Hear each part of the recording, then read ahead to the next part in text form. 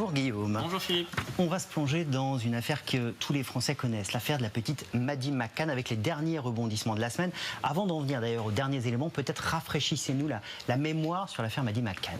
Tout se passe il y a 18 ans, on est le 3 mai 2007 et si vous vous en souvenez, Maddie, cette petite fille est britannique, ses parents sont médecins, ils sont partis en vacances au Portugal, ils séjournent dans un hôtel et un soir ils vont décider d'aller dîner, alors pas très loin, à une centaine de mètres à peine, et ils laissent la petite Maddie dans sa chambre, couchée. La maman fait des allers-retours réguliers pour vérifier que tout va bien, sauf que lors d'un de ces allers-retours, elle se rend compte que la petite Maddie a disparu.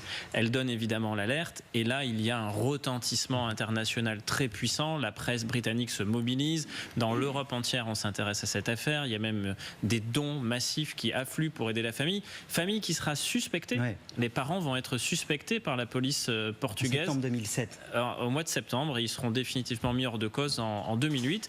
Et on est maintenant 18 ans plus tard. Il y a un suspect qui lui est apparu en 2020, mais cette affaire est toujours non élucidée. Ce suspect, c'est cet homme, effectivement, 2020, Christian Bruckner. Qu'est-ce qu'on sait de lui ? C'est un Allemand, il a 47 ans et il a un lourd passé judiciaire pour différents faits. Alors des faits qui sont de nature délictuelle comme des vols, mais aussi des faits à caractère sexuel comme la détention d'images pédopornographiques.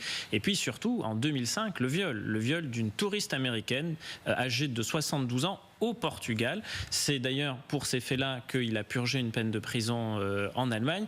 Et en 2007, quand la petite Maddie disparaît, il est au Portugal. Il n'est pas très loin de l'hôtel où résident les parents.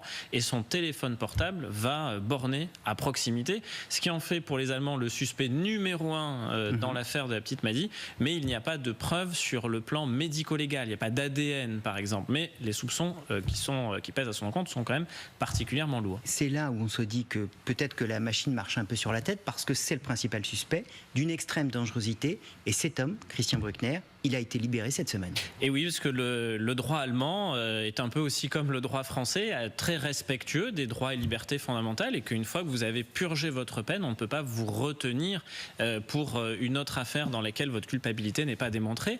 En clair, il a purgé sa peine pour le viol de cette touriste américaine âgée de 72 ans, je le disais, et donc il est effectivement sorti. Le procureur de Brunswick est quand même assez mal à l'aise parce qu'il reconnaît que c'est un homme qui reste dangereux, en plus d'être suspecté dans l'affaire de la petite Maddie. Alors il a pris toute une série de mesures, bracelet électronique, retrait du passeport, surveillance policière, suivi d'un certain nombre d'allées et venues, mais toujours est-il que depuis le 17 septembre dernier, donc depuis mercredi dernier, cet homme est bel et bien libre. Et on va suivre évidemment ce qui va se passer maintenant dans l'affaire Maddie McCann. Merci beaucoup Guillaume, dans le viseur de Guillaume Faure tous les dimanches, évidemment dans Histoire criminelle.